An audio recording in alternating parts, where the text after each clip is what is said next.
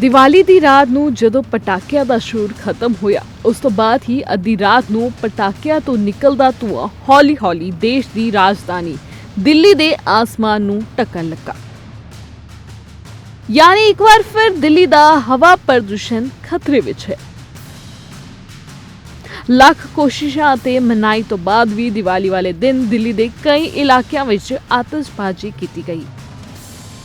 ਨਤੀਜੇ ਵਜੋਂ ਦਿੱਲੀ ਵਿੱਚ ਹਵਾ ਪ੍ਰਦੂਸ਼ਣ ਦਾ ਪੱਧਰ ਚਿੰਤਾਜਨਕ ਸਥਿਤੀ ਤੇ ਪਹੁੰਚ ਗਿਆ। ਇਹ ਤਸਵੀਰ ਦੱਖਣੀ ਦਿੱਲੀ ਦੀਆਂ ਕੁਝ ਮੁੱਖ ਸੜਕਾਂ ਦੀਆਂ ਹਨ। ਤੁਸੀਂ ਦੇਖ ਸਕਦੇ ਹੋ ਕਿ ਕਿਵੇਂ ਅਮੀਗ ਦੀ ਚਾਦਰ ਹਰ ਪਾਸੇ ਫੈਲੀ ਹੋਈ ਹੈ। ਸੜਕਾਂ ਵਿਚਕਾਰ ਸਟਰੀਟ ਲਾਈਟਾਂ ਦੀ ਰੋਸ਼ਨੀ ਵਿੱਚ ਸਾਫ਼ ਦਿਖਾਈ ਦੇ ਰਿਹਾ ਹੈ।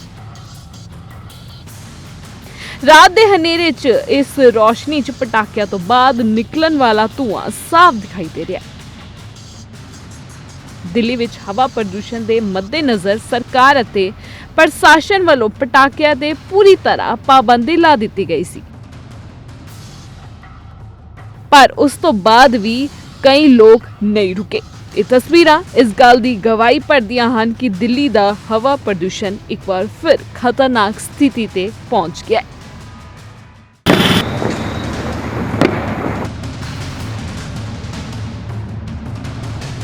ਦੀਵਾਲੀ ਦੀ ਰਾਤ ਨੂੰ ਜਦੋਂ ਪਟਾਕਿਆਂ ਦਾ ਸ਼ੋਰ ਖਤਮ ਹੋਇਆ, ਉਸ ਤੋਂ ਬਾਅਦ ਹੀ ਅੱਧੀ ਰਾਤ ਨੂੰ ਪਟਾਕਿਆਂ ਤੋਂ ਨਿਕਲਦਾ ਧੂਆਂ ਹੌਲੀ-ਹੌਲੀ ਦੇਸ਼ ਦੀ ਰਾਜਧਾਨੀ ਦਿੱਲੀ ਦੇ ਆਸਮਾਨ ਨੂੰ ਢੱਕਣ ਲੱਗਾ।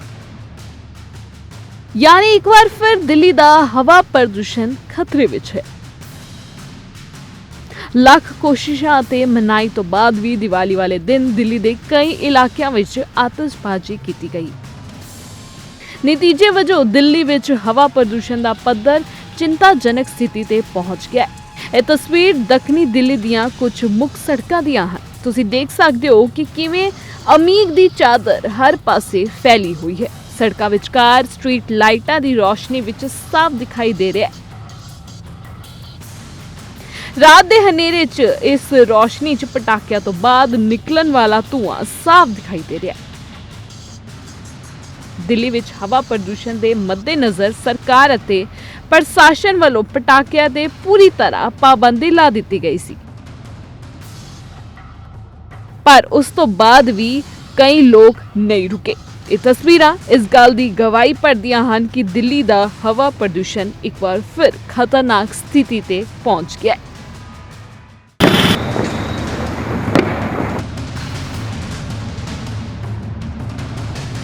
ਦੀਵਾਲੀ ਦੀ ਰਾਤ ਨੂੰ ਜਦੋਂ ਪਟਾਕਿਆਂ ਦਾ ਸ਼ੋਰ ਖਤਮ ਹੋਇਆ, ਉਸ ਤੋਂ ਬਾਅਦ ਹੀ ਅੱਧੀ ਰਾਤ ਨੂੰ ਪਟਾਕਿਆਂ ਤੋਂ ਨਿਕਲਦਾ ਧੂਆਂ ਹੌਲੀ-ਹੌਲੀ ਦੇਸ਼ ਦੀ ਰਾਜਧਾਨੀ ਦਿੱਲੀ ਦੇ ਆਸਮਾਨ ਨੂੰ ਢੱਕਣ ਲੱਗਾ।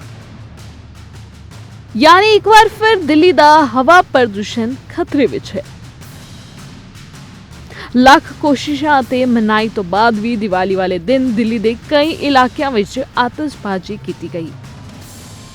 ਨਤੀਜੇ ਵਜੋਂ ਦਿੱਲੀ ਵਿੱਚ ਹਵਾ ਪ੍ਰਦੂਸ਼ਣ ਦਾ ਪੱਧਰ ਚਿੰਤਾਜਨਕ ਸਥਿਤੀ ਤੇ ਪਹੁੰਚ ਗਿਆ।